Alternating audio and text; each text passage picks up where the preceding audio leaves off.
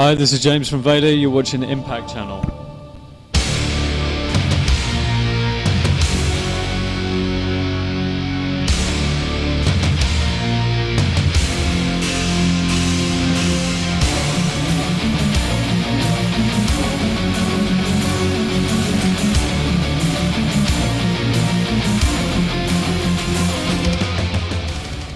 Ooh, we've had a lot of really great shows on this tour. London, of course, being the only UK show, was great. All the Polish shows have been brilliant because we've had Vader on the bill, and so I guess the biggest show I think was a town in Poland called Szczecin, and that was a fucking crazy crowd. We had even when I was playing with Divine Chaos, we still had a cool pit and a conga line actually. And then with Vader, it was crazy, and then for Venom, it was insane. It was a brilliant show, really great show. It's my favourite, I think, so far.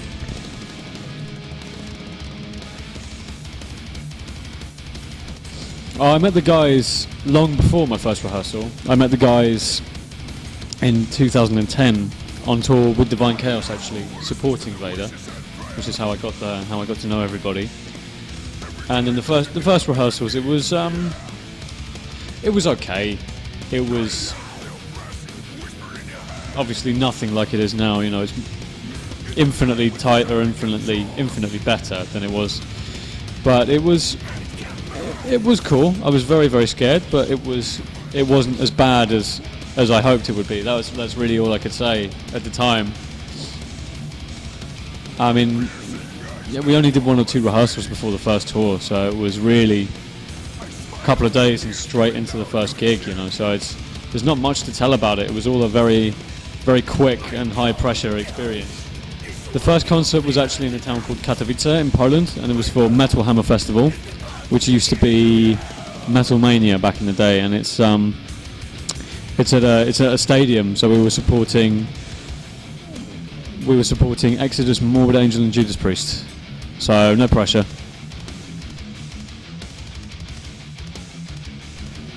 Very normal guy. I mean, there's not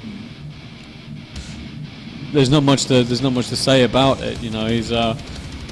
He's just an average guy who loves playing metal for people and loves hanging out and speaking to fans and drinking vodka with people, and he's just Pete. He's just a nice, cool guy.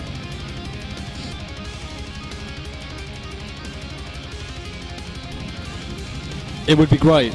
Everybody talks about it. Even when we see other bands, we think about how cool that would be, and it would be excellent. It would be really cool, but it just hasn't happened yet. We did one show a few years ago, which was Decapitated, Vader and Behemoth, and it was fucking crazy. It was brilliant, and everybody was asking us, why isn't this a tour?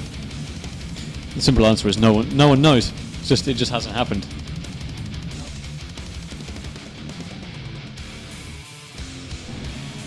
I have no idea. Music has been with me since I was around 12, drumming, and I discovered metal when I was 10 years old. So I think when I first heard metal, when I really first listened to metal, I thought for sure I'm going to be doing something. I don't know what it is. I hadn't discovered drumming at that point, so I don't know what I'm going to do, but for sure that's it. And then I picked up the drums, and I think, I guess I can play metal. So that's it. I'm going to be a metal drummer.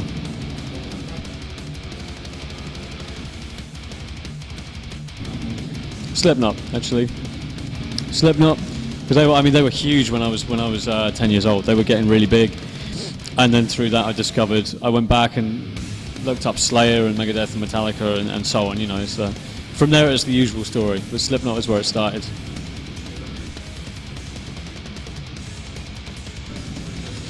I've always taken lessons. Always taken lessons. I think it's really important to be a well-rounded musician so that you can take elements from outside of metal and bring them into metal music. The top most inspirational, I got 2. Gavin Harrison for many years was my absolute favourite, but I think now it's equalled by Benny Greb, and that's not to say like the greats like Steve Gadd and Dave Weckl Vinny Colaiuta, Virgil Donati, Marco Miniman, they can go on. But it's not to say that those guys aren't phenomenal. But Benny Greb and Gavin Harrison just have something that they do that really speaks to me.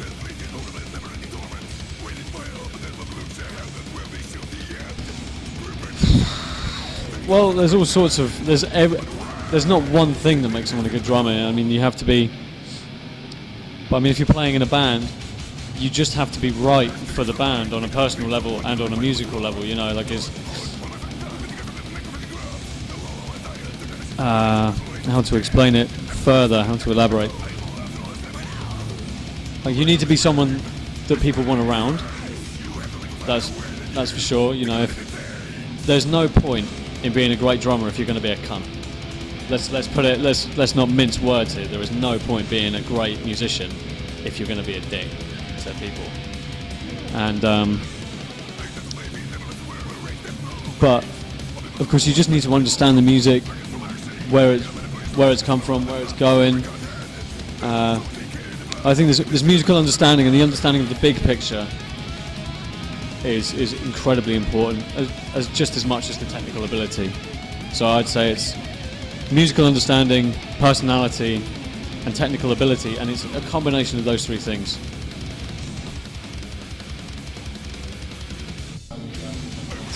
I think it was Enema of the State by Blink-182. Pretty sure it was Enema of the State.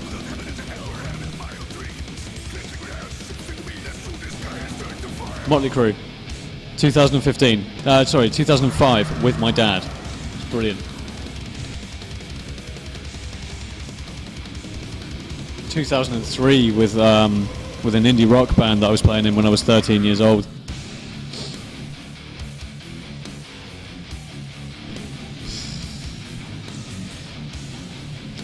I mean, I always thought I was normal, but I don't think I was. I mean, I wasn't very social because I was actually playing show. The only social exposure I got was because I was playing in bands and playing shows. So I didn't have much to relate to with a lot of kids my age. You know, there's not many 13-year-olds playing shows. You know, so it was kind of, and I was one of the only metalheads at school. So there was definitely a wall between me and a couple of friends and everybody else. But that was, you know, everybody got along fine. I've never been in a fight in my life. Never had a problem with anyone. I hope that carries on. You know.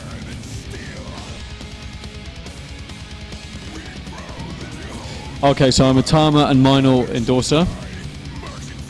Very happy and very proud to be representing those two brands. I think Tama have really, really nailed the drum sound that I need. Totally.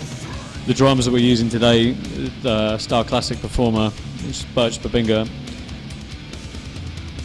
I can't say anything other than it's just totally perfect. It's so punchy, it's so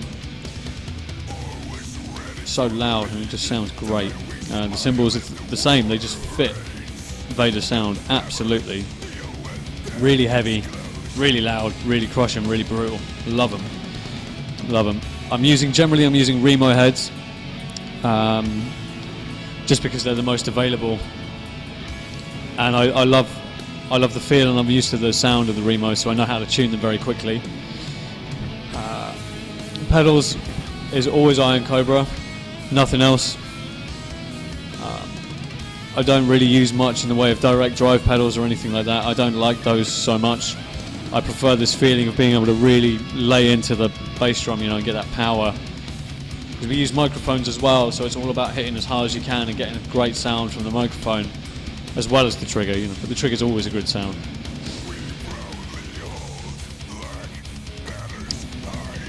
Coffee. And actually, I was having my power nap when the tour manager came in to get me for the interview. So I normally have a power nap, coffee. I'll get changed, and I'll just play around on the pad. You know, I'll try and play a couple of Vader songs, warm up the fingers and the wrists, some stretching. Nothing out of the ordinary, really.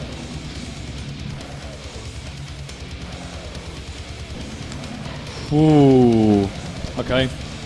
Slipknot Volume 3. I think that's a fantastic album.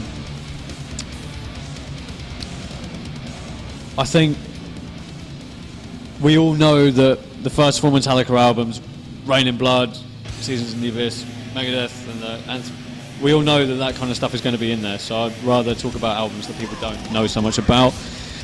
So maybe this album, Bilateral, by a band called Leprous from Norway. Amazing, absolutely phenomenal music. Death, Human, that's definitely got to be in there. Two more. I always forget how many albums. All the albums I can think of have just disappeared. What else?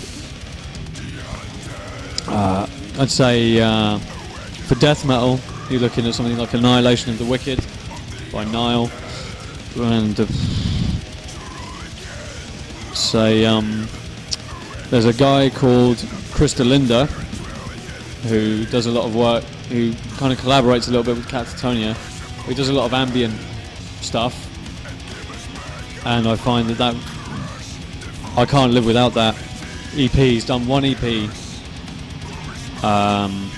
called The Great Surrender, and I always love to listen to that before a show. It helps me really focus. It's really calm, it's really ambient, it's no metal, it's almost like dance music, but it's brilliant. It's so good to help me focus because it totally chills me out.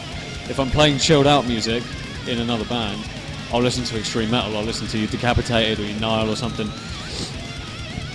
So I find that actually whatever I'm doing, the opposite style of music is really, really helpful to help me focus. But I certainly could not live without the Great Surrender EP. I think it's fantastic.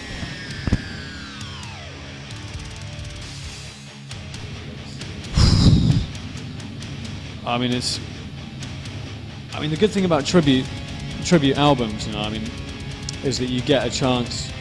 So if Vader was doing a tribute album,